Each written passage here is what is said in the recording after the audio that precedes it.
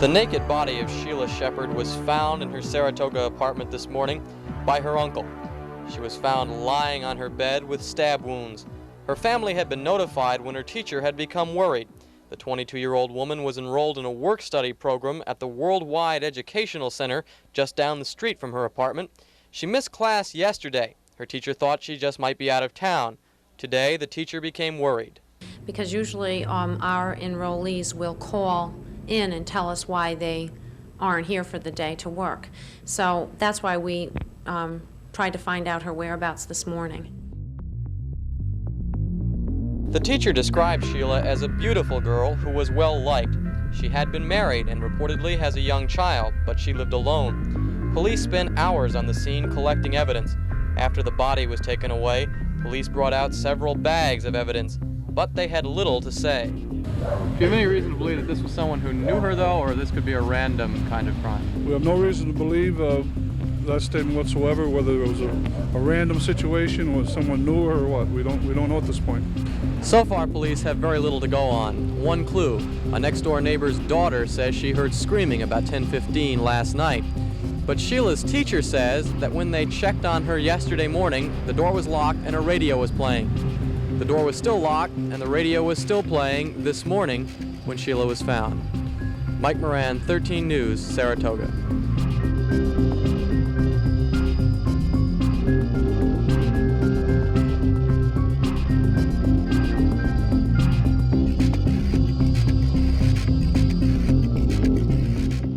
Welcome to Crawlspace. I'm Tim here today with Lance in the Crawlspace studios in Wormtown. Lance, how are you today? Doing really well. How are you doing today, Tim? I'm doing well, and today, Lance, for this episode, we have the beginning of some casework that we're doing again. Feels good. Yeah, it feels good to be back in Wormtown in the Crawlspace studios, as I like to say, nestled here in the Crawlspace studios. But last week, we were up in Saratoga Springs, New York, and we were walking around with two very fine police detectives and talking about a coming up on 40-year-old unsolved murder. And you're right, it felt good to take charge of that. Yeah, beautiful town, Saratoga Springs, and we met with investigators Chris Callahan and Matt Wilson of the Saratoga Springs Police Department. They were nice enough to allow us to spend a couple of days with them, really, or maybe a day and a half. And so we met these fine gentlemen in Albany, New York, earlier this year, Lance, in April of 2019. They saw our panel with that snappy jacket wearing John Lorden and with the true crime guy, Mike Morford, the one that we did at the American Investigative Society of Cold Cases. It's really crazy how these things come together. So that was back in April, and we do this panel, which is pretty much I guess kind of a broad stroke of how you maintain a true crime podcast and just how you go about your daily day-to-day business with it. And they heard that and they thought to themselves that this might be something to incorporate in this particular murder that they're looking into. And the next thing that falls into place for this is their superiors say you have pretty much carte blanche to do whatever you want with this if it's going to shake something loose. And being a part of it is really, really special. Yeah, they must have liked something that we set up there. You know, we were also talking about how we work with law enforcement and with families and try to shake loose tips and things like that, and that is Right. what they're looking for. So if you know any information in the murder of Sheila Shepherd, this is an unsolved murder from Saratoga Springs, New York in 1980. So if you know anything, if you have any information, please call the tip line. The number is 518-584-8477. That's 518-584-8477. And that number is in the show notes, as well as Investigator Callahan's direct line. We can probably say that this is the first episode that we're going to do on Sheila Shepherd. There's going to be a series of episodes. It's the only unsolved murder in Saratoga Springs history. It was also profiled by the great John Douglas, who was essentially the founder of the behavioral science unit of the FBI. So there's a profile written on this case and who might have committed this crime. But just from a layman point of view, not being a detective, you look at this and it's bizarre right off the bat. for so many reasons, and you'll hear this unfold during this interview. Yeah, it's a very fascinating case, and what we find out through the course of this conversation that we have with investigators Callahan and Wilson, we find out that the killer spent some time with the body after he or she killed Sheila. Now, Sheila was murdered right before Thanksgiving. They found her body on November 25th. They estimated her to be murdered probably 2 days before that, over the weekend. She was 22 years old, and she had just moved back into the area. She'd been there for a few months. She had a young daughter, and she was estranged from her husband. When you look at a murder that has a clear rage element to it, multiple stab wounds or bruising, you can put together a much more solid scenario as to what happened. And what really is a brain scratcher on this one, to give a John Lorden shout out here, is that there's no bruising. There's no signs of struggle. She's tied to a bed, but there's no multiple bruising marks or tie marks on her wrists or her feet. Like, where she was tied was where her limbs stayed. All of this seems to be post-mortem. That's right, Lance. So the killer spent some time with Sheila after he or she killed her, and he or she also stabbed Sheila in the abdomen once, as we go over in the interview with the investigators. But what we found out from our new friend at the University of New Hampshire, she's a forensic anthropology professor. Her name's Amy Michael.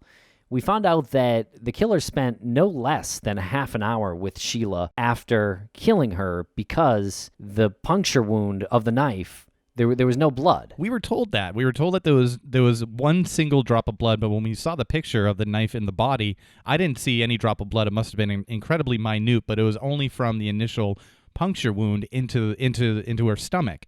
And what we found out from Amy at the University of New Hampshire, because what occurred to us was, how long would somebody have to stay with the body in order for the blood to stop flowing to the point where it's not coming out from a stab wound? And what we found out from Amy at UNH was, based on the lack of blood flow from the wound and the discoloration on Sheila's body, that knife would have had to have gone into her, like you said, no sooner than a half hour after the death. And we're not even sure how she exactly died, as you'll find out in this interview. She had a piece of fabric stuffed in her mouth, but that doesn't really cause the level of asphyxiation that they're talking about. There was no vomit in the throat. There was essentially no sign of her trying to get this thing out of her mouth. So that could have been post-mortem as well. And I mentioned the discoloration on her body from the blood. That suggests a certain period of time that she was laying there, which is how they determined that she was probably murdered Saturday into Sunday, and she was discovered on Tuesday. So it was a couple of days worth of this lividity of blood. Yeah, and so you can see why this is a really interesting case. It's still unsolved. There was a profile done by John Douglas, which we got a little bit of info from. All right, so I think you'll really enjoy this series. And don't forget to check out the American Crime Fest, Lance, Wildwood, New Jersey, November 8th, 9th, and 10th, 2019. Check out AmericanCrimeFest.com. The schedule has been posted. And you can buy your tickets there. You can use promo code MMM, and you'll get 10% off your weekend pass, which is just chock full of the who's who of the true crime community. Everyone from Aphrodite Jones to Sarah Turney to Stephen Lampley. We got Maggie Freeling up there. And speaking of John Lorden, it wouldn't be a true crime fest without John Lorden and Mike Morford and all their snappy jackets. So you're not going to want to miss that. You're also not going to want to miss hanging out with me on the boardwalk on Sunday morning, sipping coffee and watching the sunrise. Oh, you really wish. I'm going to be drinking my Criminal Perspective commemorative coffee, the Black Widow edition. Well, that would be nice, Lance, and I would love to join you. So please check out AmericanCrimeFest.com, and hope you enjoy this episode of Crawlspace, and you will be hearing more from the Sheila Shepherd case, investigators Chris Callahan and Matt Wilson. And might I say, Tim, you'll be hearing more and you'll be seeing more, because we took a crew up with us. We took a film crew up with us, and we interviewed not only Matt and Chris, we also interviewed the original detective from the case, and we interviewed Sheila's aunt, whose husband at the time was the one who actually found Sheila's body. So, guys, just when you thought we weren't going to dig deep.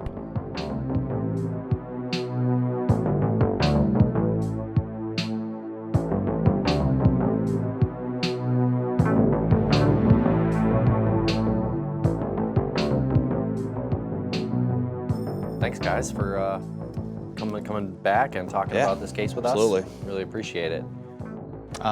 Yeah, so you brought in some of these pictures, and we'll just start at the beginning. Sheila Shepherd was 22 years old, and she was murdered on November 25th of 1980. Can you take us back to the scene of the crime? Well, what was thought from the time of death, coroner's report, police investigation, they think she was actually killed. November 25th was a Tuesday morning. That's when she's found, when the police investigation begins.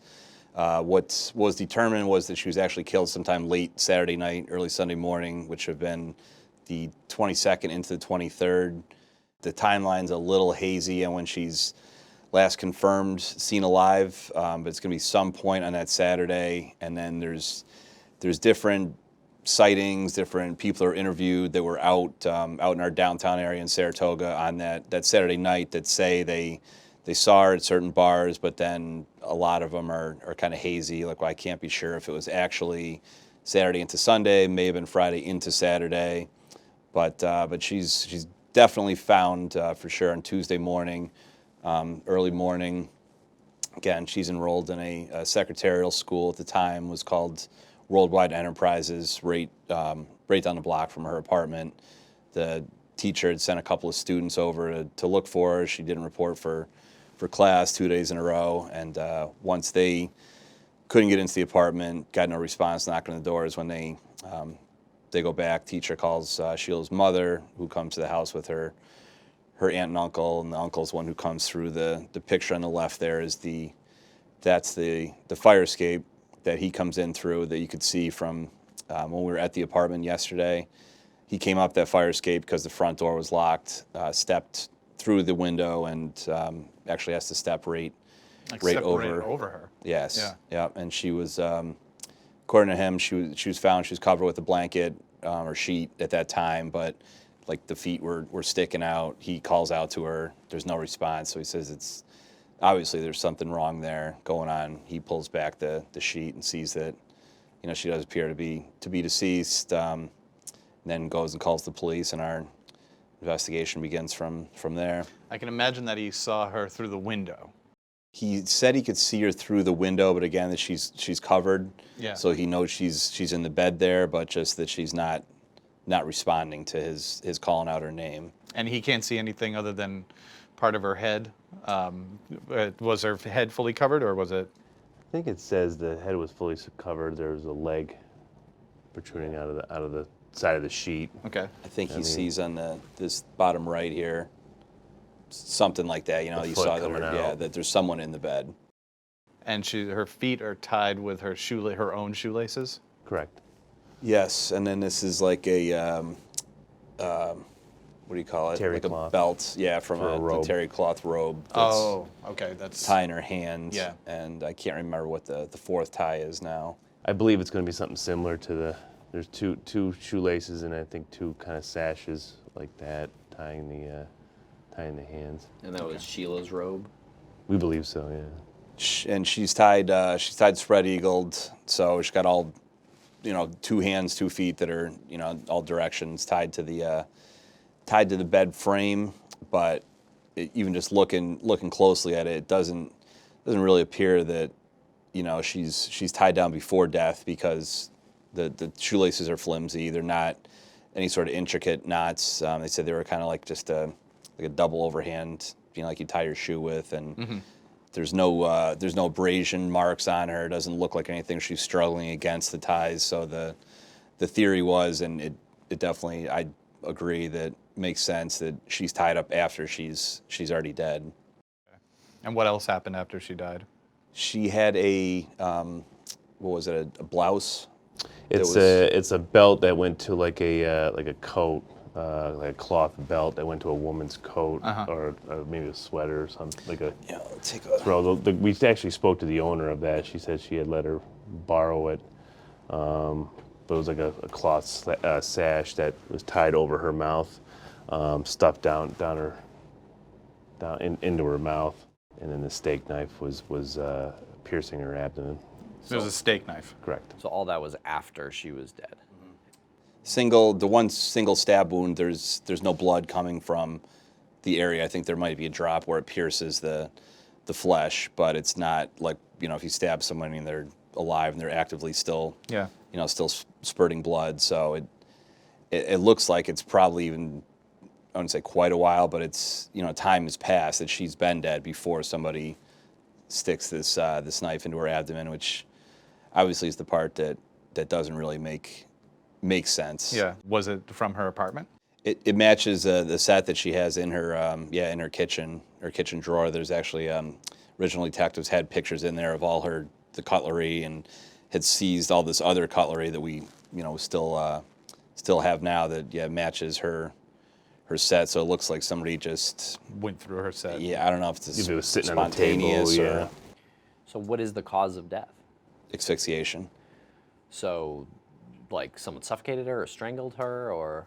No, wouldn't have been strangled. Would have been suffocated, or that the belt or whatever. Yeah, if that's down, if that's restricting her airway. The only thing that with that is there's not a lot of vomit on her or on that object, which you would think if that is the actual item that caused the death, that would have caused some sort of gag, reflex and vomit, but could have been a pillow placed over her head. We obviously can't say for sure on that. What was her life like?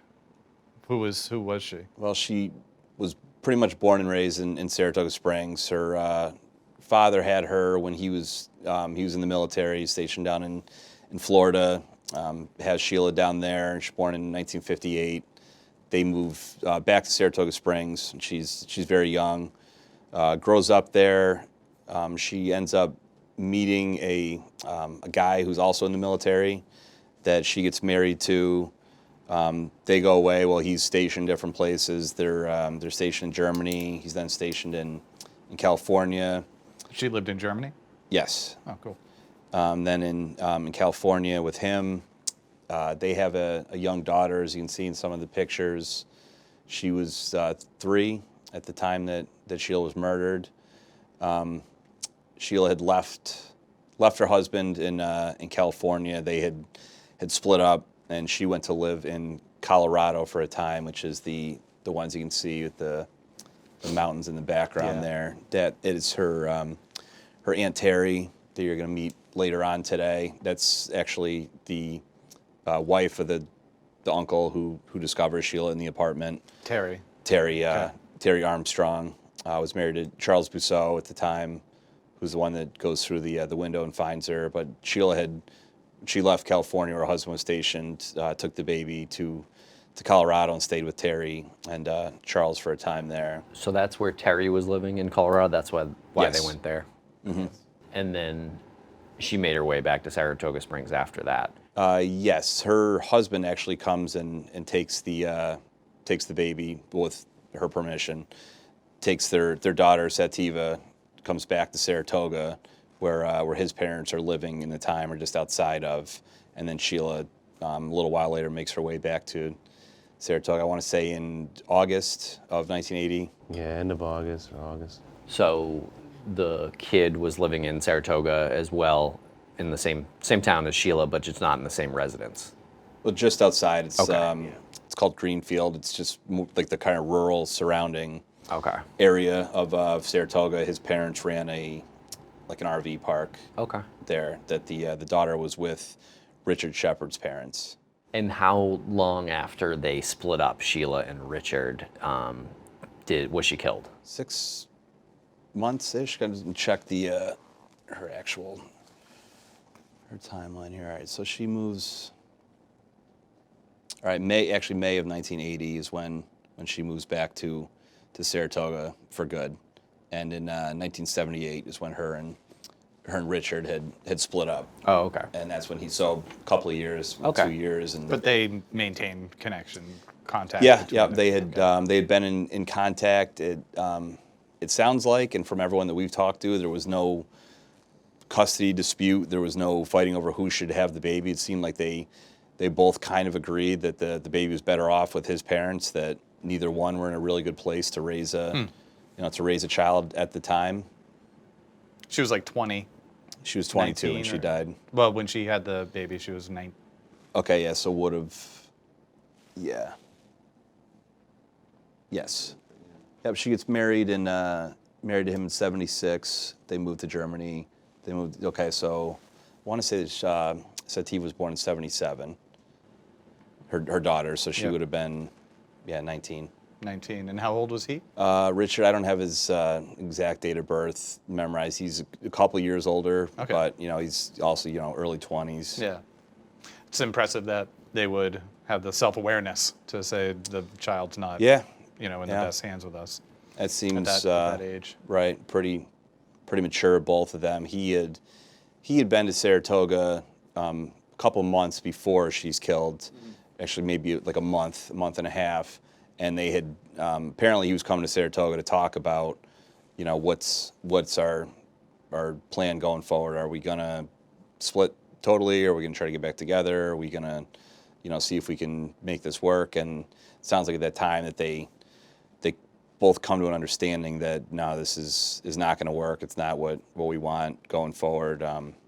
And like I said, apparently there's no issue over custody or who's going to have the child, because even after she's killed, Sativa ends up living with his parents going forward. So he never actually retained custody or got full custody at any point, even after the baby's mother is killed. So they were trying to work it out from like May. She moved back permanently, 1980. Yes. Okay. Yep. May of 80. January of 1980. It sounds like she comes back to Saratoga for a visit from when she's out in Colorado, and then goes back out west, and then in May moves home for good.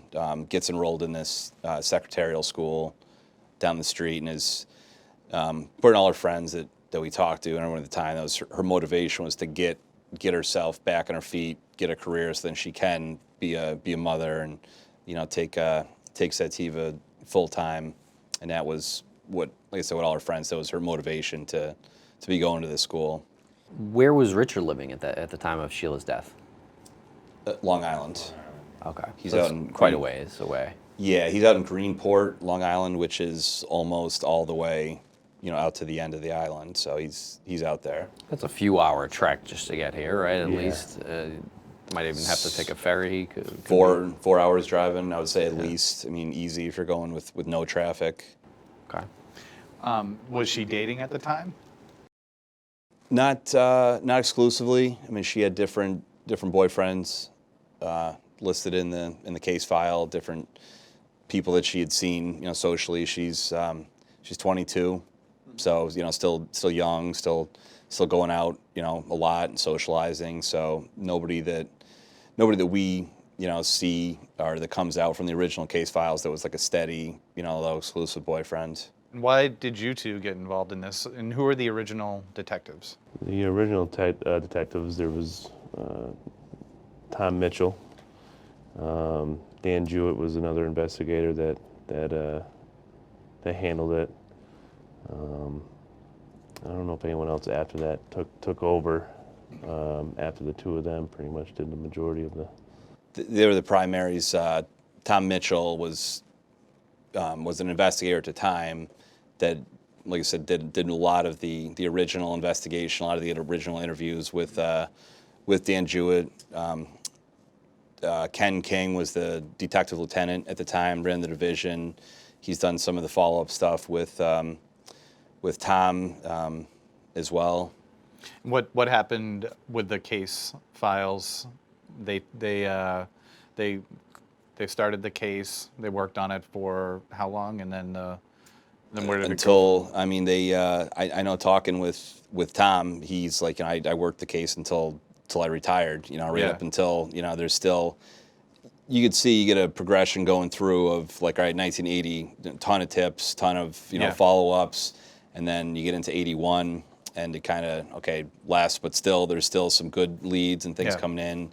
82, a little bit less, and then from there it just gets fewer and further between that a tip comes in or a call, and then it's always been an open investigation with our department. There's been a couple of tips throughout the years. I think like 2005 there was a call that just came in out of nowhere. We have a 24-hour tip hotline with our department that somebody called in, something with this case, go talk to this person. And then I think that would have been it from 2005 up until, Matt and I had kind of took our turn looking into it. And we did a couple of stories of local media, local newspaper, and generated not nearly as many tips as we'd have liked. I think we got like 6 new calls that, we followed up with. And we've got a list of our own, just going through people we want to talk to again, or just to re-interview them, just to see if we can paint a better picture than reading the stuff. It's interesting coming from this point of view in 2019 and thinking back to 1980, which doesn't really sound like it was that long ago, but it was 40 years ago, right? Yeah. Almost 40 years ago. And everything that's changed, like with technology, I can imagine how frustrating it must be to look through these. Is it frustrating to look through these and seeing like how slow communication was back then compared to now? We've definitely got it easier. We've got it much easier than these guys. I've said a bunch of times, like, I don't even know how do you come by some of these tips or some of these avenues to follow up of, there was a rape in Ithaca, New York, or, somebody that got killed in Buffalo. Like, you may want to look at this guy because he could be connected, how that information even makes its way to Saratoga Springs. Right, And then, so you call up from Ithaca, you call up Saratoga Springs because you somehow think that they would be interested in it. or even knew that this murder occurred. And then you have to rely on the other department making that connection on their own. Someone's got to make the connection. Someone's got to make that connection. Call up. That person on the receiving end has to be receptive to that, and then they have to somehow get the information back and forth. So do they take a trip down there? Do they mail it? Do they fax it? There's a lot of teletype stuff going through. There's faxes. There's just handwritten.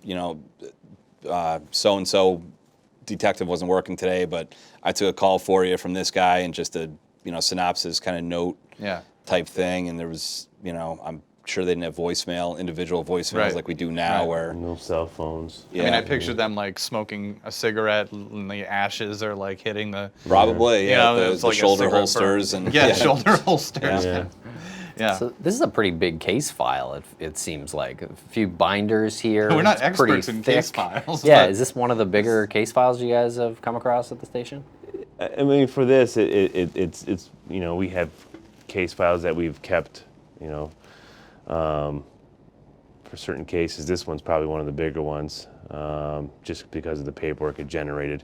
When you go through it, even the memos he's talking about, when somebody took a phone call, there's memos in there from 1986, took a phone call from such and such, and they would jot it down, and it went in the case file. So that's helpful. It wasn't discarded, and it may not have been important then, or no one thought it was significant, but it's one of those things we want to look at just in case it was missed or overlooked. Did anywhere in the case file any tips come in where someone said this person confessed to me in this murder or anything like that?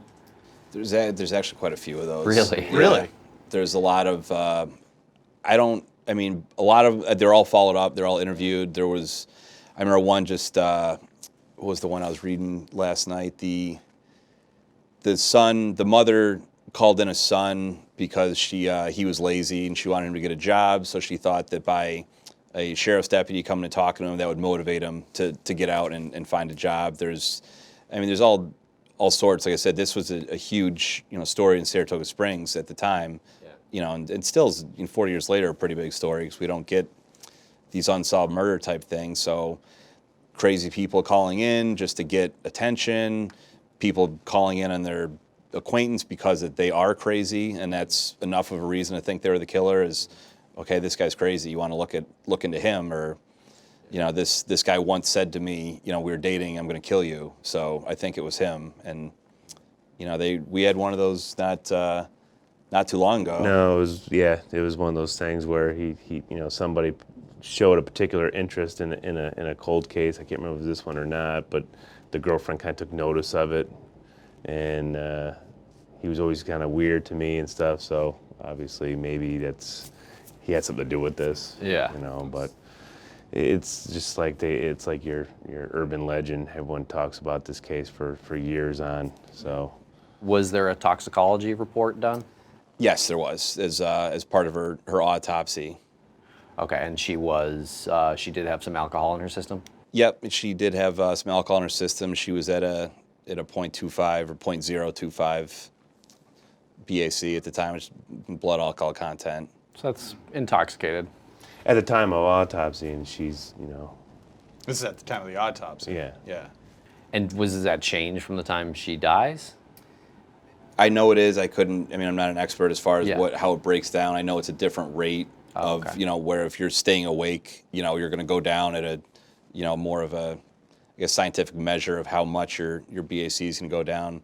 I couldn't tell you once you're deceased at what rate. I'm assuming it's much slower. Mm-hmm. You know, the alcohol's breaking down in your system. So was there a lot of empty alcohol containers in her apartment or something, or is that kind of a clue to say that she got intoxicated somewhere else that night? A little bit of both. Yeah, I mean, there wasn't a whole. They didn't say there was a significant amount of alcohol bottles or beer cans or any of that kind of stuff that seemed to jump out at them. I know there was a bottle of. It's a bottle of vodka. Vodka. There's bottles in the apartment, but you know, everyone that was talked to at the time, it's like I said, the timeline is the kind of sketchy part of when she's out and where she's out at, but everyone seems to be in agreement that she was out that night at, you know, one of the bars, you know, downtown in Saratoga Springs. Okay. And so she was asphyxiated. That's the cause of death? Yes. And she was tied up afterwards and stabbed afterwards. How rare is that? Extremely. Yeah, for in Saratoga, very extreme. Yeah. Yeah. Yeah. I mean, we've never heard of a case this. So there's no other like case this. that has like a similar MO to it. Any In other? our city, yes. No. Yeah. I mean, no. Right. You know. There were calls that came in. That's I think how they got some of these tips was that I know there was one from Albany where it was I think it was a medical examiner or coroner that had seen something where somebody was stabbed post-mortem, and it jumped out to them because even in Albany where they have, you know, much larger number of murders per year than we do in Saratoga, that it stood out to them like, oh, Saratoga had something, and he mentions somewhere in whatever that tip from the medical examiner, he says, I've never seen another one, you know, in my career. So it's, I mean, even just hearing stories, you know, nationwide, I don't know if too many of someone is after death, you know, stabbed. Yeah, so the killer, took Sheila's shoelaces out of her own shoes, grabbed a couple of it looks like a bathrobe tie is what you said, and tied her up. Doesn't seem like a struggling Sheila probably couldn't have gotten out of that. It almost feels like ritualistic in a weird way. Like all that happened afterwards. What is there a working motive or theory that you guys have on that? Why that would have happened? And there's a couple theories that maybe it was to throw us off or throw the police off, you know. Just to like confuse the scene. Confuse the scene. That was a thought. Thought it could have been just a consensual sex gone bad, you know, that she's possibly accidentally smothered, but then, you know, again, like Matt said, to make us think that it's, you know, something ritualistic or somebody that's mad at her, has some sort of rage. You're like, okay, I'm going to stab her because that's what you do when you're mad at someone. But if it's like a rage killing, you don't see one stab wound. More than one certainly stab, not after they're dead. Yeah. And there's been no other victims, right? So if it was some sort of ritual, there's been no other rumors of not in Saratoga or any of our surrounding, you know, areas that we know of anything like like this, certainly. So we don't know. Obviously, we don't know, but just talking to different people, even I think detectives at the time, you get, you know, a handful of different answers, talking to a handful of different people. It could have been someone passing through that she had the misfortune of meeting that night, and this was their thing. But we, never jumped out at us because the person then moved on to, Oklahoma City or, Yeah. Any other city in America. Now, was there a sign of rape or? No. No? Okay. So even if this killer was out with Sheila that night and drunk, perhaps, this person was comfortable being with her body after he or she killed her. Sure. For how long, do you know, or do you think? Some amount of time, enough time that they're putting the shoes back, after they take the shoelaces out, they're closing the window when they're going out. They're tying her up. They're, like Stabbing I said, her. the stab wound isn't, blood is still pumping. There's no spurting blood. There's no, blood stains anywhere. It's, enough that the blood in her body has stopped pumping altogether. So when the knife pierces her dead body, there's a single drop of, the entry of the knife. So it's, it's a decent amount of time, like you said, where they're comfortable, they're, methodical. And they weren't expecting anybody to come to her apartment in any period of time. So Right. obviously Yeah. they weren't expecting anybody to show up there. So either it was in the middle of the night. Okay, that's interesting. know. What does that mean? That means that there wasn't any screaming. Yeah, I mean, Because if there was screaming, I would imagine that they would be fearful that someone would call somebody. there's reports when the students come to go see where she is, they can hear music from inside the apartment. Inside her apartment. Inside her apartment, radio playing. And then witnesses from the surrounding apartments state they hear music playing. The uncle, when he goes to knock on the door, when he tries the door first, he can hear the music inside. So there's music drowning out. It was obviously loud enough that they can hear it outside the apartment. So does that drown anything? I don't know. There was music playing from the time of her death, which was Saturday into Sunday, maybe? Yes. To Tuesday. Till Tuesday, like a radio playing in the background. Loud enough where people could hear it outside. They could hear it at least in the hallway and outside the apartment. I don't know if they could hear it from the street or anything. Okay. But And the neighbors heard it, though. Downstairs neighbor thinks that she hears some sort of party get together, but I think she describes it as not a house party, but like a 3 or 4 person maybe hanging out, gathering, drinking, so subdued, but that definitely sounds like there's more than just Sheila in the apartment. So you're thinking that because the door, there was no forced entry. No. And the deadbolt, the top one, was locked from the inside. It's not 100% on that. That is what the Sheila's uncle, who discovers the body, he goes out through this door. Oh, okay. He leaves that way and goes. So he was asked at the time, and we asked him again. Obviously, he's gonna be much less clear in the memory of it, but we're like, "Did you have to unlock that deadbolt? Are you sure?" He's like, "Yes, I want to say that I did," but he's like, "I'm also just discovered my dead niece murdered in an apartment, so I'm fumbling to get out of this apartment." So he's like, "I'm not obviously the most clear that I've ever been." And right. But when people came back into the apartment, it was open. It was open. They noted in the case report that it was locked. So he does say something to the effect to the police officers, yeah, I did unlock it, or I had to unlock it. But he does go out because the mom and the aunt are actually in the front door downstairs, and he goes out this door to tell them not to come up. Oh. And then talks to, I'm not sure, is it a downstairs neighbor or one of the neighbors? One of the neighbors in the apartment actually calls the police for them because they start screaming, call the police, and the neighbor comes out, obviously. So when he goes up to knock on the door and he hears music, he obviously, I guess he tries the door. it. He tries the door. It's locked, so they tell him, try the fire escape. She usually keeps that window unlocked. Okay. So that's when he goes up the fire escape. And he comes in, opens it up. So the thinking is that the person who killed her leaves through the fire escape and shuts the window. That's the thinking now. At the time, a set of her keys were missing. Oh. And that was so that was a big, I'd say a big hunt or something that was being pursued. Was we find these keys? We find her killer because somebody took the keys out of the apartment. But then they're later turned into the police, where some kids across the street find them like at the bus stop, and it's like I want to say it's like when the snow is like melting, so like spring. They or- find or earlier. keys and then they turn them into the police. Yes. Did they know? Did they have any thought that I it think might it was be her keys? I think it was the father that knew that they're right across the street from the apartment. So obviously everyone in that neighborhood knows that this woman's been killed in there. So now it could be the person who took her keys and locked the door. Locked the door on the way out. Yeah. Oh, wow. And I guess like Tossed does that matter? It certainly doesn't clear it up any for us. Because Yeah. if anything, that just opens it up to that many more suspects. Feels a little more personal even through the door than the fire escape.